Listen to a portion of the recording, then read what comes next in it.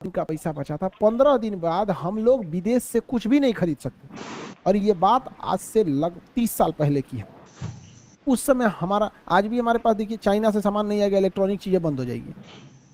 देखते हैं कितना चाइना से सामान आता है। आज भी देखिएगा, अगर विदेश से पेट्रोल नहीं आएगा तो क्या होगा। हमारे पास महज 15 दिन तक के पेमेंट का पैसा था। अब 15 दिन बाद ना हम सोच रहे दवाई का पेमेंट कर सकते थे, ना हथियारों को खरीद सकते थे, ना ही पेट्रोलियम खरीद सकते थे, ना इलेक्ट्रॉनिक्स खरीद सकते थे, ना ही बड़े कोई बिजनेस बड़ा कर ही नहीं सकते थे। सोचिए अगर आपके घर में ऐसी स्थिति आएगी कि 15 दिन बाद खाने को नहीं है तो आप क्या करेंगे। और हमारे देश में ऐसी स्थिति आ गई थी 1991 में। ये बहुत खतरनाक दौर था। तो भारत सरकार के पास 1991 में ऐसी स्थिति आ गई। जब लोन लेने गए हम लोग यूरोपीय देशों से और आईएमएफ से, तो उसने कहा कि हम आपको एक ही शर्त पे लोन देंगे, आप भारत के अंदर विदेशी कंपनियों को भी आने का मौका दीजिए। विदेशी कंपनी को आप मौका नहीं देते हैं। तो भारत ने कहा कि हम अपने यहाँ प्राइवेट लोगों को मौके नहीं देते हैं, तो विदेशी को क्या देंगे। तो उसने कहा कि नहीं, आपको प्राइवेट लोगों को भी मौका देना पड़ेगा। आपके प्राइवेट आदमी की भी जहाज चलेगी, विदेशी की भी जहाज चलेगी, भारत सरकार की भी जहाज चलेगी, सबको बढ़ावा देना पड़ेगा, तभी हम आपको लोन देंगे। तो मरता क्या ना करता, भारत सरकार ने इसे चालू किया और यही भारत के विकास का सबसे बड़ा कारण बना। भारत सरकार को उस समय जो थे वो एलपीजी नियम लाई। क्या लाई? एलपीजी। तो सरकार थोड़ी सी नरम पड़ गई, कही कि ठीक है, हम विदेशी कंपनियों को भी आने का अनुमति दे देते हैं और भारत में काम कर रहे प्राइवेट आदमी को भी हम क्या करते हैं, अनुमति दे देते हैं। तो उदारीकरण हो गया, प्राइवेट को बढ़ावा दिया गया, प्राइवेटाइजेशन यानी निजीकरण हुआ। विदेशी कंपनियों को भी बुलाने का मौका मिला, ग्लोबलाइजेशन हुआ यानी भूमंडलीकरण यानी वैश्वीकरण हुआ। यानी 1991 में हमारी अर्थव्यवस्था में विदेशी कंपनियों ने, विदेशी देशों ने तथा आईएमएफ ने जो लोन दिया था कि हम 15 दिन के बाद अपनी अर्थव्यवस्था को खड़ा कर सके, बदले में उन्होंने हमसे एलपीजी करा लिया। एलपीजी मतलब लिबरलाइजेशन, प्राइवेटाइजेशन और ग्लोबलाइजेशन। सरकार ग्लोबल यानी विदेशी कंपनियों के साथ तथा प्राइवेट कंपनियों के साथ लिबरल रहेगी, लड़ाई झगड़ा भेदभाव नहीं करेगी, लड़ाई झगड़ा भेदभाव नहीं करेगी। सरकार ने यह शर्तें मान ली, लेकिन कुछ शर्त रख दिया। शर्त ये रखा कि कोई भी विदेशी कंपनी भारत में सेना का कोई सामान नहीं बना सकती है, अंतरिक्ष का कोई सामान नहीं बना सकती है, रेलवे नहीं खोल सकती है, वो आपका अंतरिक्ष कार्यक्रम को नहीं कर सकती है, पेट्रोलियम में नहीं कर सकती है। क्या बताइए, कोई विदेशी कंपनी का पेट्रोल पंप देखे हैं? नहीं देखे हैं।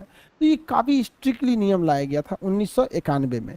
भारत की अर्थव्यवस्था 1991 में पैसा मिला, तो भारत सरकार को जैसे पैसा मिला, भारत सरकार इमरजेंसी के चीज़ों को अपने यहाँ रख लिया।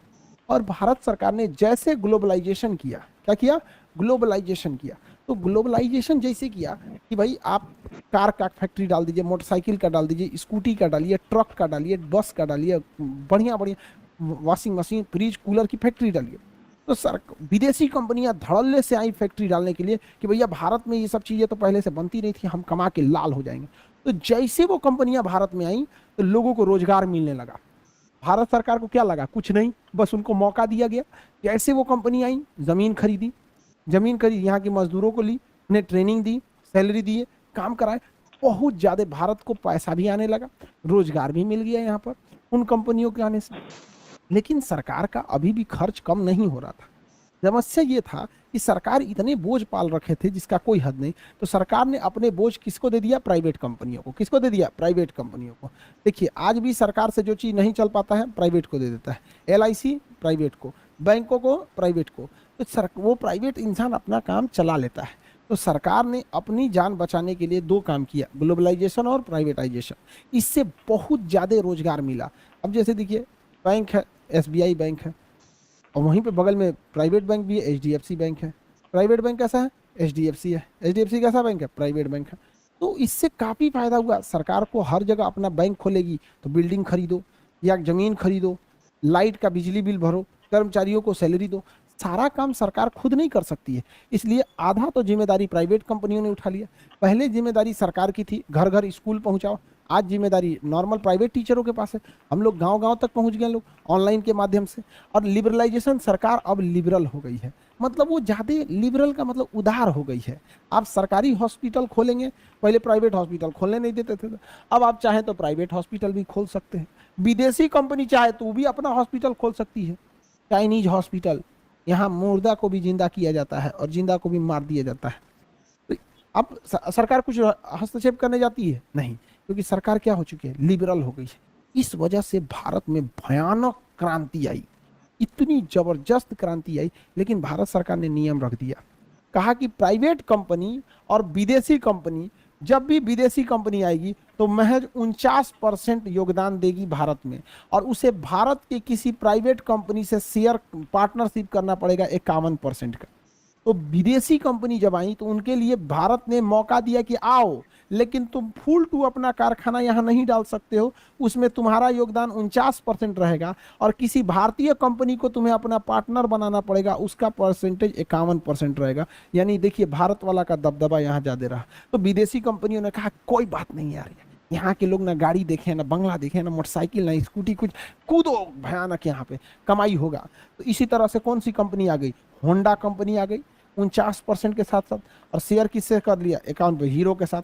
कौन सी कंपनी बन गई, हीरो होंडा, हीरो होंडा। इसी तरह कंपनी आई कौन, सुजुकी आई, कौन आई, सुजुकी कंपनी। अब भारत के किससे समझौता गया, मारुति से। किसे, मारुति से। बन गया क्या चीज, मारुति सुजुकी। क्या बन गया, मारुति सुजुकी। किसी को दिक्कत, आगे बढ़े। तो देखिए ऐसे ऐसे हमारी देश की अर्थव्यवस्था उठने लगी। इससे फायदा क्या हुआ, इन विदेशी कंपनियों को आने से रोजगार मिला, टेक्नोलॉजी सीखने को मिला, और भारत वाला नया नया टेक्नोलॉजी सीख गया। आज होंडा अलग हो गया, कोई टेंशन नहीं, हीरो अपना चल रहा है। आज सुजुकी अलग हो गया, कोई दिक्कत नहीं, मारुति अपना अलग चल रहा है। यहाँ पे समझ में आ गई नहीं, क्या तो एक से एक काम किया गया यहाँ पर। इसीलिए मनमोहन सिंह को देखिएगा ज्यादा लोग विरोध नहीं करता है, हमारी अर्थव्यवस्था सुधरने लगी, क्योंकि जो काम सरकार को करना था वो विदेशी कंपनी आके करने लगी। जो काम सरकार का था रोजगार देने का, विदेशी कंपनी आके नेस्ले बेचने लगी, मैगी बेचने लगी। तो मैगी बेचने वाले को रोजगार, उसको सप्लाई पहुंचाने वाले को रोजगार, उसके कारखाना में रोजगार लगने लगा। विदेशी कंपनी आई यूनिलीवर, कौन आई, यूनिलीवर। यूनिलीवर आई, टॉक गए, Tide, Surf Excel, Closeup, Fair and Lovely, Vaseline, ऐसा ऐसा क्रीम बना रहा है सब, मेकअप का सामान बनाने है सब, आईफोन बना देता है सब नोकिया को। मेकअप में इतना दम है, समझ में आ गया कि नहीं आ गया, बहुत खतरनाक। तो जो काम सरकार का था रोजगार देने का, वो कौन करने लगे, विदेशी कंपनी। विदेशी कंपनियों को मल्टीनेशनल कंपनी कहते हैं, MNC, multinational company. Google India में एंट्री मार दिया, अमेजोन मारा, फ्लिपकार्ट मारा, विदेशी कंपनियों की होड़ लग गई भारत में, एकदम धड़ाधड़, बहुत जबरदस्त लग गया। तो भारत सरकार को कई सारे कामों में फायदा हुआ। प्राइवेट कंपनी आ गई, कंपटीशन हो गया, कंपटीशन के चक्कर में अपनी टेक्नोलॉजी को सुधारने में लग गया। उसने 2G लाया तो बगल वाला 3G लाया, तो ये आया 4G लाया, हुआ फ्री कर दिया। लो, कंपटीशन के चक्कर में धड़ल्ले से आने लगी। तो सरकार, जो भारत सरकार को जो पैसा खर्च करना पड़ता था जगह जगह, वो खर्च नहीं करना पड़ा। भारत सरकार टुकुर टुकुर देख रही है, हाँ उधर कारखाना लग रहा है, यहाँ ये लग रहा है। तो धीरे धीरे हमारी अर्थव्यवस्था अपने जगह पर आ गई, और इस अर्थव्यवस्था के हमारे अपने जगह पे आने के कारण हम लोगों ने IMF का लोन भी चुका दिया, और अपना ट्रेड बैलेंस को भी ठीक किए थे। किसके तहत, LPG के तहत। इसके उदारीकरण से बहुत ज़्यादा फायदा हुआ। फायदा ये हुआ कि प्राइवेट कंपनियों को मौका मिला। प्राइवेट कंपनी हर चीज़ से मुनाफा कमाना चाहती है। पहले सरकारी कंपनी थी, जैसे दूध की फैक्ट्री है, दूध निकाला, दूध से खूब पनीर निकाल लिया। अभी वही प्राइवेट कंपनी को देंगे, A ग्रेड का दूध, B ग्रेड का दूध, C ग्रेड का दूध, उससे पेड़ा, उससे पनीर, दही, आइसक्रीम 75 टाइप का बना डाला हुआ। तो भारत सरकार को काफी ज्यादा फायदा हुआ। किस चीज से, ग्लोबलाइजेशन और प्राइवेटाइजेशन से। और सरकार का अपना खर्च कम हो गया। सरकार का अपना खर्च क्या हो गया, कम हो गया। आज भी सरकार प्राइवेटाइजेशन कर देती है कि नहीं कर देती, धड़ल्ले से सरकार प्राइवेटाइजेशन करती है। उदारीकरण का मतलब क्या होता है, सरकार भेदभाव नहीं करेगी। सरकारी स्कूल खोलिए, प्राइवेट स्कूल खोलिए, प्राइवेट स्कूल खोल के अपने पढ़ाते रहिए। आप देखिए आजकल गली गली में प्राइवेट स्कूल खुल गया है, बस में भर भर ले आ रहे हैं सब, पढ़ा पहुंचा दे रहे हैं सब। गांव गांव में बस घुमा दिया है सब, भर भर ले आ रहे हैं सब, गांव में पढ़ा के भेज दे रहे हैं, जा पढ़ लिया। तो हर चीज में इससे फायदा हो गया। यही नियम 1947 में जवाहरलाल नेहरू लगा देते और जल्दी हम लोग आगे बढ़ जाते। क्यों, सोचने वाली बात है। विदेशी कंपनियों को कहते तुम भी आओ निवेश करो, प्राइवेट कंपनियों को कहते तुम भी आगे बढ़ो, समझ में आइए। तो क्या होता, हम लोग और चौपट हो जाते। देखो कैसे, जब हम देश आजाद हुआ था ना, हम लोग इतने गरीब थे कि हमारे यहाँ फैक्ट्री लगाने का खुद किसी के यहाँ पैसे नहीं था। और अगर 1991 में LPG कर देते, लिबरल हो जाते, कहते प्राइवेट कंपनी तुम भी बढ़ो, ग्लोबल कंपनी तुम भी बढ़ो, तो क्या होती, कि प्राइवेट लिबरल होने से प्राइवेट कंपनी के पास पैसा ही नहीं था उस समय, देश आजादी से जस्ट हुआ था। ग्लोबल कंपनी आ जाती, विदेशी कंपनी भारत में, और भारत में अपने प्रोडक्ट्स को सस्ते दाम में बेच देती।